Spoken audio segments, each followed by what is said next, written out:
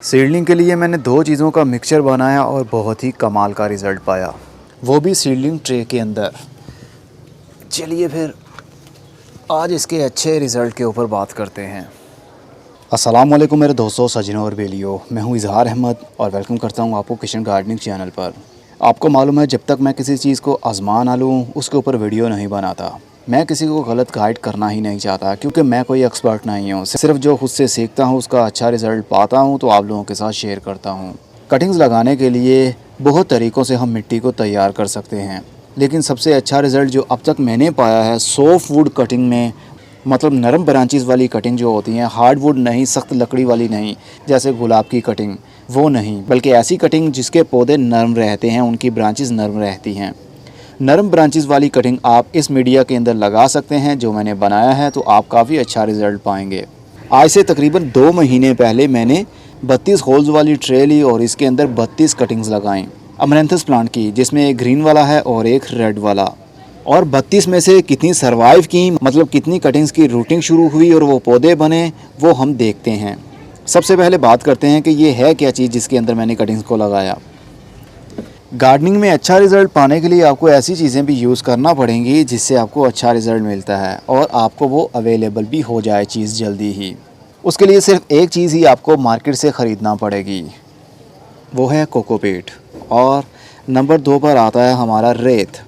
ये वो रेत है जो कंस्ट्रक्शन में मकान बनवाते वक्त हम सीमेंट के अंदर भी यूज़ करते हैं। हर शहर की रेत का रंग अलग हो सकता है, किसी का लाल होता है, किसी का ग्रे होता है और किसी का वाइट भी। रेत कोई सी भी हो आप यूज़ कर सकते हैं, लेकिन समंदर की रेत नहीं, क्योंकि समंदर की रेत काफ़ी नमकीन होती है। अगर समंदर की रेत को मिट्टी में मिक्स करेंगे या रेत में पौधा लगाएंगे या कटिंग लगाएंगे तो वो सर्वाइव नहीं कर पाएगा, क्योंकि वो रेत पहले से ही साल्टी है। नमकीन मिट्टी और रेत के अंदर पौधों की ग्रोथ नहीं हो पाती है। आधी मैंने कोकोपीट ली और आधी ही मैंने रेत ली, दोनों को मिक्सअप किया और सीडलिंग ट्रे के अंदर भर लिया और उसके बाद में मैंने कटिंग्स को लगाया। मैंने करीब 1-1 इंच की या 1.5 इंच की कटिंग लगाई होगी, क्योंकि नरम लकड़ी वाले जितने भी पौधे हैं लंबी कटिंग उनकी नहीं लगाई जाती, वो सर्वाइव नहीं कर पाती और जल्दी ही गल जाती है और झुक कर गिर जाएगी। जिस तरह के कोलियस के पौधे, ये कोलियस का पौधा है, इसकी हमने कटिंग लगानी हो तो मैक्सिमम 1 से 2 इंच की कटिंग लगाएंगे। अगर ज़्यादा लंबी कटिंग लगाएंगे तो वो सर्वाइव नहीं कर पाएगी और उसके अंदर से मॉइस्चर पानी ख़त्म हो जाएगा, देन वो गल जाएगी। नरम लकड़ी वाले जितने भी पौधे हैं उन सभी की कटिंग आप लगा सकते हैं, लेकिन छोटे साइज़ में। तो चलिए, ये 32 होल्स वाली ट्रे है और इसके अंदर कितने सर्वाइव किए और कितनी कटिंग गल गई वो देखते हैं। 1 2 3 4 और 5 6। इसके अंदर 6 सेल्स ऐसे हैं जिसके अंदर पौधों की ग्रोथ हो नहीं पाई और कटिंग गल गई, और बाकी सभी की ग्रोथ अच्छी रही।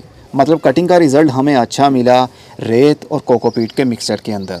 रेत के अंदर जल्दी फंगस एक्टिव भी नहीं होता और ड्रेनेज सिस्टम भी अच्छा बना रहता है। हमने दो चीज़ों का कम्बिनेशन इसलिए लिया ताकि ड्रेनेज भी अच्छा बना रहे और स्टोरेज भी अच्छा बना रहे।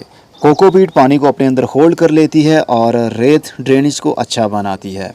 ज़्यादा एक्स्ट्रा पानी होगा वो नीचे से ड्रेन हो जाएगा और कोकोपीट को जितना पानी चाहिए होगा वो अपने अंदर होल्ड रखेगी। रेत और कोकोपीट ये दोनों चीज़ें मिट्टी को नरम करती हैं, लेकिन हमने मिट्टी इसके अंदर यूज़ ही नहीं की क्योंकि हमें ज़रूरत ही नहीं थी। कोकोपीट काफ़ी सॉफ्ट होती है, वो भी काफ़ी अच्छी रही और रेत भी। चलिए इसका रूटिंग का रिज़ल्ट देखते हैं कैसा है।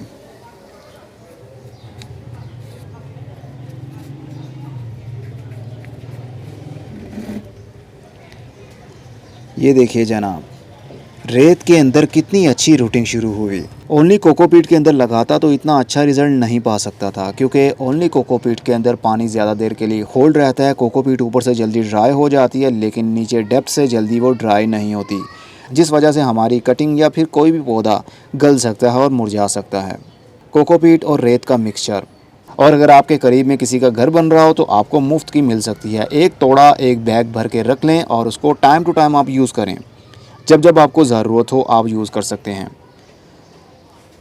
ये अमरैंथस मेरे पास लाल रंग वाला सिर्फ एक पौधा ही रह गया था, क्योंकि जब बहुत ज़्यादा गर्मी पड़ती है और ह्यूमिडिटी बढ़ जाती है जुलाई के महीने में, तो ऐसे पौधों के लिए काफ़ी प्रॉब्लम क्रिएट होती है, पौधों की ग्रोथ रुकने लगती है। और ये सारे के सारे पौधे मेरे पास गल गए थे। सिर्फ एक ही छोटा सा पौधा मेरे पास बचा था जो कि आप देख रहे हैं इस साइज़ का था। तो इस साइज़ के पौधे से मैंने बहुत सारे पौधे की और कटिंग्स तैयार की ताकि मेरे पास वो वैरायटी ख़त्म ना हो सके, क्योंकि नर्सरी पर ये लाल वाली वैरायटी बहुत ही मुश्किल से मिलती है। रूटिंग तो इसकी भी काफ़ी कमाल की है। तो आप भी कटिंग को लगाने के लिए आधी कोकोपीट यूज़ करें और आधी रेत मिक्स करके आप रख लें। जब जब आपको ज़रूरत हो वो लें और उसके अंदर कटिंग्स को लगा सकते हैं। लेकिन नरम पौधे की कटिंग, जो पौधा लकड़ी बन जाता है जिस तरह लेमन है, ऐसे पौधे की कटिंग इसके अंदर मेरे ख्याल से सरवाइव नहीं कर पाएगी। मैंने तो आजमा कर देखा नहीं है अभी तक, जिसके ऊपर आजमा कर देखा वो आप लोगों के साथ मैंने शेयर किया।